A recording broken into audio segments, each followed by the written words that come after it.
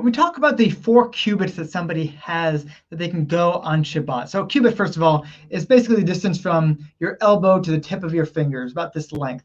But then we ask the question, well, is this a standard length that applies to everybody? We have a standard average person's cubit?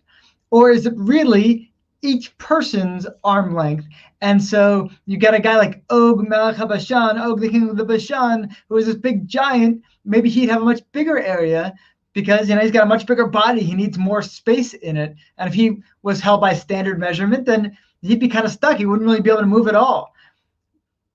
But then how does that apply to somebody who's super small? Do they have only a tiny bit of space, or do they get a standard amount of space?